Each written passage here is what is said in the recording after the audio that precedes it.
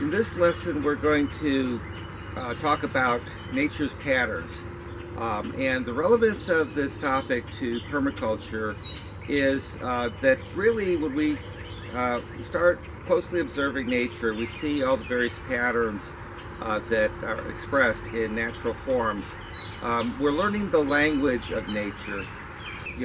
It's also a way for us to use that part of our own intelligence, our ability to recognize patterns, as a way to discover different design concepts, just different design approaches that can achieve functional purposes that mimic nature, and that in that way achieve more highly functioning systems for ourselves, for our gardens, and for our human environment. We are a part of nature, and so understanding the patterns of nature and our own human ability to perceive those patterns and to work with those patterns in a design space is really an essential skill that we learn in permaculture. So in permaculture, we're talking about systems thinking and various types of systems. In the world of living things, we talk about ecosystems. These are the systems of relationships between various species, as well as with the physical aspects of their environment. I'm standing here in front of a marsh, which is a kind of wetlands, one of some of the most productive and diverse types of ecosystems we have on this planet, where they tend to serve many multiple functions: nurseries, nesting areas, areas for protection, areas for processing and recycling of nutrients. So with ecosystems, we have a related concept, which is the concept of an ecological niche. And you can think of it as, in terms of relationships, similar to the way we think about families, where you have different roles in the family, parents, children, cousins, etc. But also you can think of it in many other organizational ways. This is the way nature organizes itself, where different species in serving their needs also complement each other by occupying that niche where they are both yielding something for themselves that they need, harvesting, for example, birds building a nest, the way they will harvest up pieces of grass and then form them into a nest. And also they're producing something that becomes a resource for some other species. So you have the plant life, you have the animal life, you have structure, you have you have those dynamic, always in motion, always evolving relationships between species and the elements, the land, the air. So a related principle is that of stress and harmony. Here you can see a tree that is in competition with a vine. It is a relationship between the tree and the vine of commensalism, where the vine benefits. The tree is usually neutral, but up to a certain point, the vine can essentially take over the tree, in which case it's more of competition for sunlight.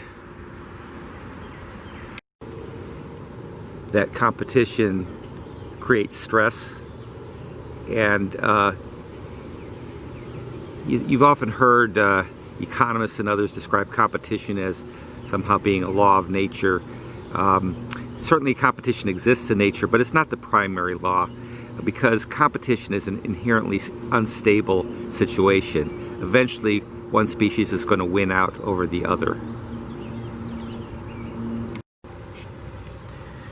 So if not competition, what is the most common relationship? Really one of cooperation. Eventually the species will sort out the apportionment of space. Here you have the cinquefoil, you have the goldenrod. You have currants here, which I planted, and they each are able to find a way to coexist in a harmonic pattern of cooperation. And of course, those patterns of cooperation exist throughout nature. Everything is used. All surfaces, all resources are recycled. The leaves fall on the ground. They become the soil that nourishes the roots of the tree, and then new growth. A continuing process of functional relationships, apportioning space, and sharing resources. So what we're really talking about is nature's own creative process. The the relationship between flows and structure, and how flows actually create structures, just as structures channel and guide and determine where energy flows. It happens both ways. We often think of it as the latter way, but the former way, where the flow of energy actually contributes to determining the structures in nature and the patterns that emerge from those structures, is something that more and more scientific attention is being given to. It's been described as the constructal law, that that the relationship between a flow and its environment is one of harmonics and emergent structure. Those structures are the building blocks of all the forms that we see in nature, both organic and non-organic. Those structures exhibit a consistency of the patterning that serves different functions. In other words, that's the other key relationship, the relationship between a pattern and the function in terms of how energy is channeled through that system.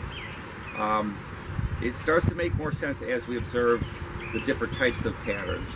But to give one example, as we think of a river flowing through a river valley, and the way that just a small canal will just flow in a very linear fashion, but as you start to increase the amount of water that's flowing through that river system, in other words, you increase the flow, you see something else start to happen. It starts to overflow its banks, it starts to meander and turn into more of a serpentine or a snake-like pattern, expanding both downstream but also laterally across the riverbed, creating bends in the river, and and that kind of wave-like configuration that we see. You can especially see if you view it from aerial photographs. That's an example of an emergent pattern where the energy that is carried in that river is being dissipated by the river, assuming that serpentine pattern laterally, as well as in the direction, the primary direction of the flow. And we see many other examples of that, where energy, that is flowing up to a point will reach what is called a bifurcation point, a point where the pattern that is created by that energy, by that flow, actually shifts into a different pattern. We also see represented throughout nature the primary language of nature, which is that of fractals. And this is another term. It's important to understand what fractals are. If we may have heard of fractals in connection with fractal art or other concepts regarding the aesthetics of fractals. What are fractals? Well, in nature, fractals are patterns that replicate themselves across levels of scale. Let me say that again. Patterns that replicate themselves across levels of scale. So, we see it oftentimes in plant life, where if you have a flower that has a certain pattern to it, for example, a 5-petal flower, and then you look at the structure of the leaves, you might see 5 leaflets on a given leaf, or you might see that pattern of 5 at the smallest structures in the flower, the stamens and so forth, the sepals and other components of the flower, and the larger components. You also see, if you look, you can see, for example, the angle in which branches branch off in a tree will be similar at all levels as the branches get smaller and smaller as you go outwards. So fractals, that's just one of many examples of fractals where the same pattern that you see on a very small scale you will be able to recognize in larger scales, and that is throughout nature. You see this repetition of fractals. And one of the key properties of that repetition is that it builds in resilience, it builds in redundancy. If a disturbance were to come along and take out one of those parts of a fractal pattern, the remaining parts will continue to function in the same way. With fractals, you're seeing function being replicated along with the pattern itself. Patterns and functions interrelate. So the pattern expresses a function, and through this scaling that occurs, that we recognize as fractals, the function is made more resilient, more able to withstand disturbance without losing its essential character.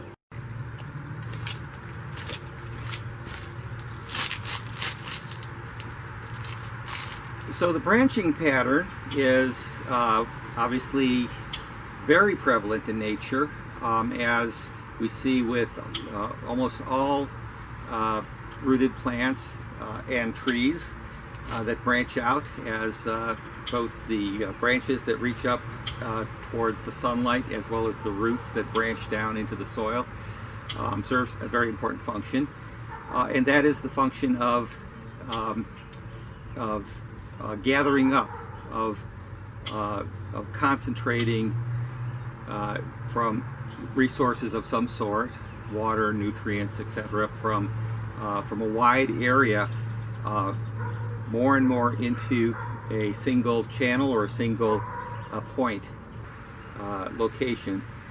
If you're going that direction, think of coming down the branches of a tree, and then also the opposite, which is spreading out, taking, for example, the water through evapotranspiration, coming up through the trunk, and then branching out so that it is able to reach all of the leaves. So going outward, spreading out from a point to a very large area, and then the reverse, concentrating from a very large area down into a single point. That is the characteristic of a branch from a functional standpoint. And of course, here's the example, a tree that branches out and branches out as you go up from 1 to 2, 3, 4, and then further as you go up the tree into more and more branches, covering more and more area, branching all the way up, branching, forming the tree canopy. Again, branching, we follow the branches of a limb of a tree, and then follow one of those all the way down, and you get to further branching to the leaves themselves, branching out. And again, we see fractals. Okay, so you get to the leaves, and they're branching out, and then even in the vein pattern in the leaf itself, between the compound leaves branching out, and then the leaf itself showing a branching pattern. So at the very largest and the very smallest level of scale, and if you get way down into the leaf and you start looking at it, you probably see a net pattern there as the veins in the leaves just cover that full flat area. So branch working in conjunction with a net pattern. Here's another form, that of a net.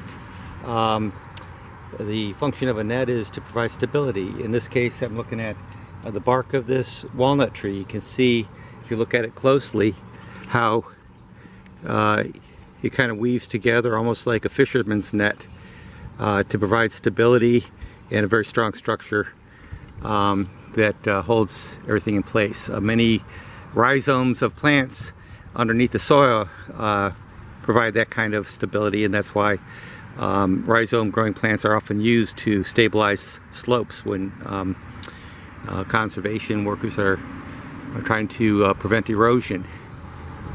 So again, throughout nature, another example would be a spider's web. Many different examples of nets, the characteristic being that they are coming together like a woven tapestry in multiple directions to hold things in a stable configuration. Stabilization is the essential characteristic or function of a net in nature. Here's another example of a net pattern. The moss here that branches out in multiple directions, weaving kind of a carpet-like tapestry, and again the function being that of stability and holding, you know, it kind of holds itself in place, and as well as the soil under it, even when they might otherwise be washed away. It allows it to exist on surfaces of rocks and very thin layers of soil. Helps to stabilize areas where it grows.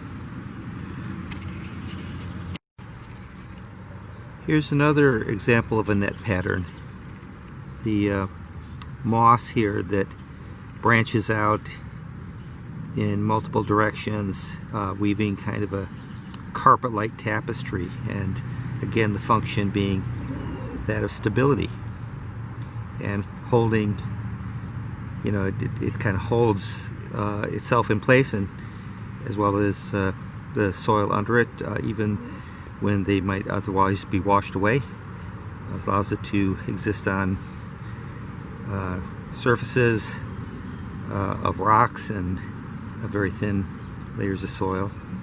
Helps to stabilize areas where it grows.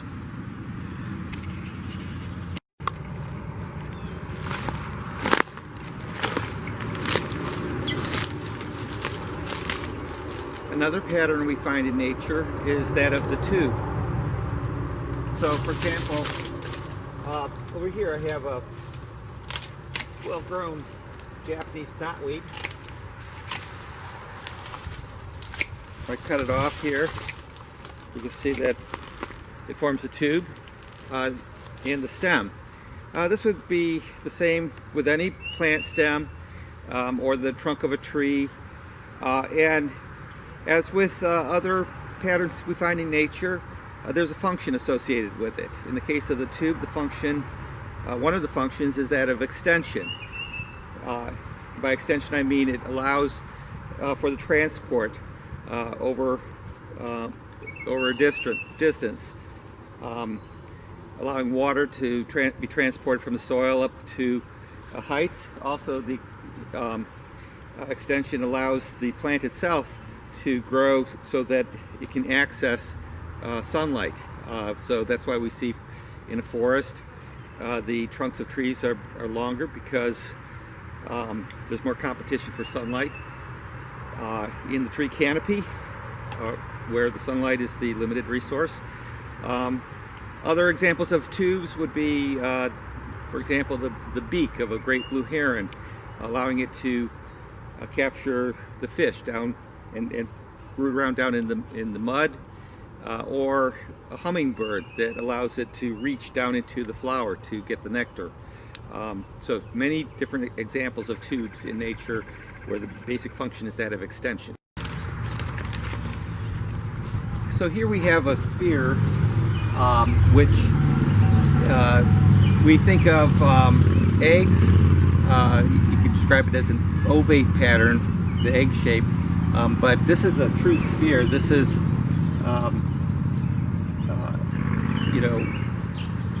also one that is a good example of fractals and how the same pattern can replicate itself across levels of scale. So, but to determine that, you have to look closely at it.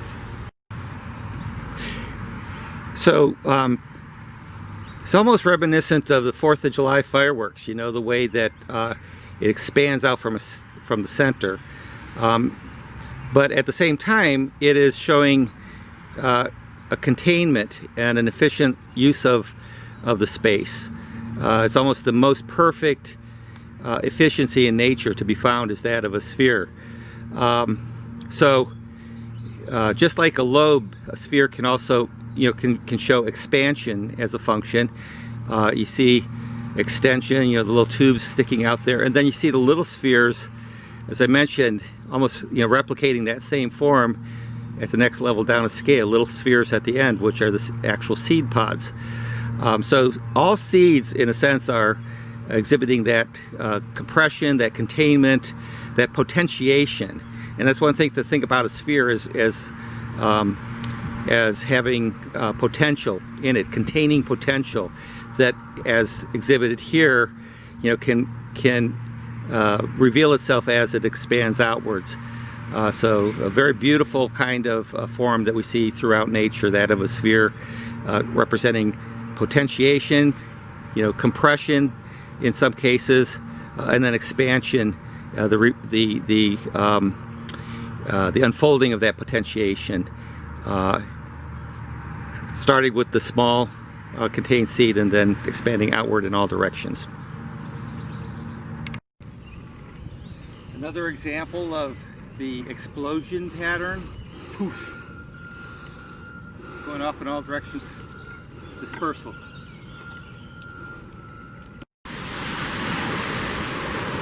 In the beach sand, we see examples of the lunate structure.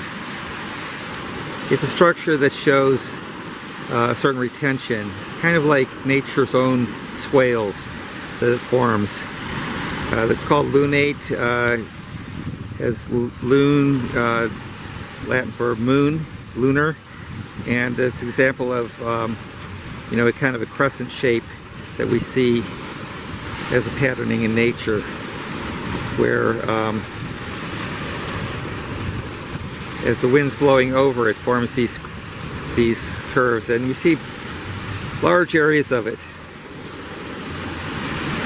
where energy is being transferred from sea to land. I'm standing here at the Headlands Beach near my home in Lake County, where in back of me is an example of a sand dune. Sand dunes are an example of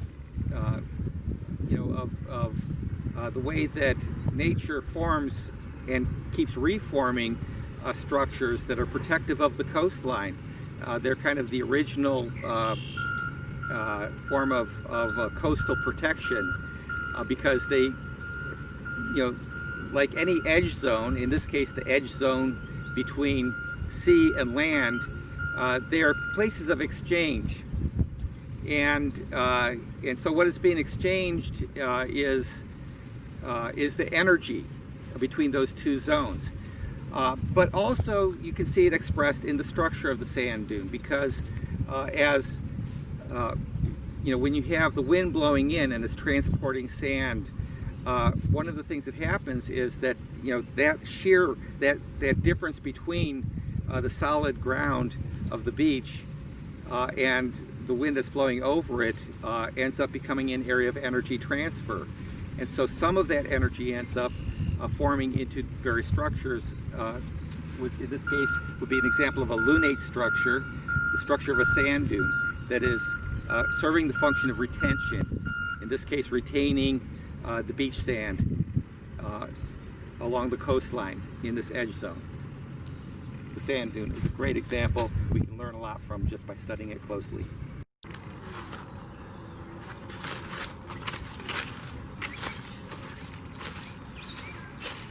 The edge of a forest is a place of relatively greater biodiversity compared to the forest interior or the field or area outside the forest. And the same can be said for other edge zones between defined ecosystems, areas that have similar characteristics in terms of the relationships amongst the species and the way that they function as a total system. And one way to think of that is that in edge zones, the species that occupy those zones really are challenged to have to be able to adapt to conditions that exist in both zones. There's areas of overlap. In permaculture, edge zones then become very valuable because A, they are places of exchange, and B, they are places where a lot of biodiversity exists, and so there's a lot of solutions, a lot of design solutions to be adopted and learned from in studying these edge zones. This isn't a natural edge zone, but an edge zone can also be between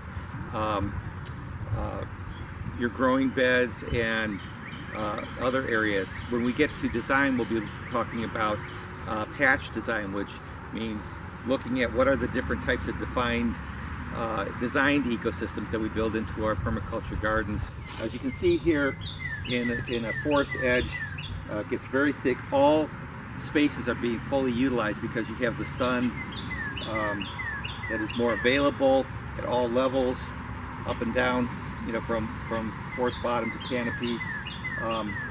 And we've all, I imagine, experienced that situation where in order to enter into the forest, if you don't have a pathway already determined, you have to kind of crawl through a lot of really thick brush.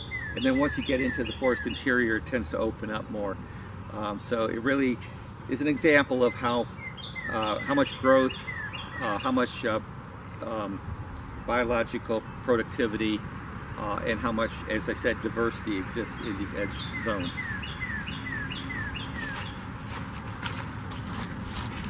Waves come in many forms. The obvious form, sitting here on the lake shore, where you see the waves coming in, and anywhere where you see waves, what you're seeing is an undulating pattern. The rhythmic pattern is one of the most ancient patterns when you think of standing on the seashore. And the same way of flow turning into the structure of a wave pattern has been going on since virtually the beginning of the earth. So it has that kind of undulation, that circular, that rhythmic pattern.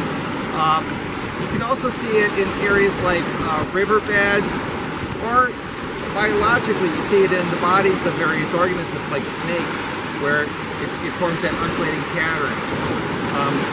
So energy is flowing through it, but it's also flowing outwards laterally, and that's one thing that the wave pattern does. Is yet another way that nature transfers from flow into structure. Actually, when we look at the crest of a wave, we're also seeing the example of an involute shape. In other words, a folding back. Another example of that would be a mushroom, where something that is expanding outwards then just folds back on itself. But every time a wave crests, that's that folding back. And then as it disperses on the shore, we're seeing lobes forming, similar to clouds, a spreading out, a disbursement of that energy in multiple directions. So again, the function of lobes is expansion, expanding outwards in multiple directions, spreading out.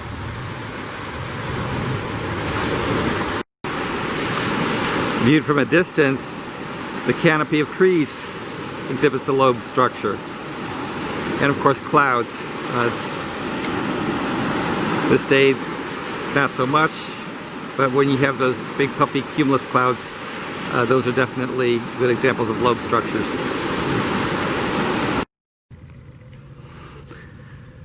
So there's many other patterns in nature, but one of the things that we really want to pay attention to is the way that the biological part of nature, especially the plants, themselves distribute themselves and form different patterns.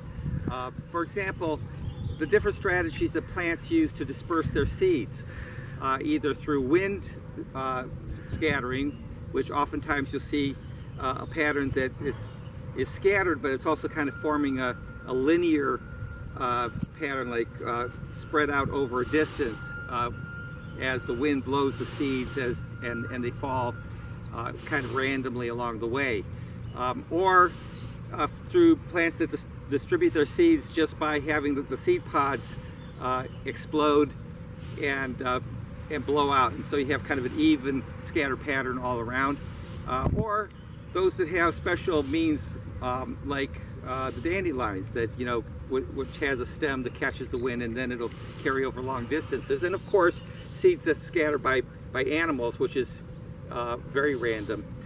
But as the seeds land and germinate, then you also have the way that the plant communities start to form. This is a good example of, again, we're still kind of in the beach zone here, which exhibits a very dynamic nature where some of those emergent patterns can be seen in a very visible way between different species. So you got clumping, and we're going to hear a lot about clumping as we get into the design aspects, because that's kind of that negotiation between how you plan out an area and how the plant communities actually form. So here you see different patches that form.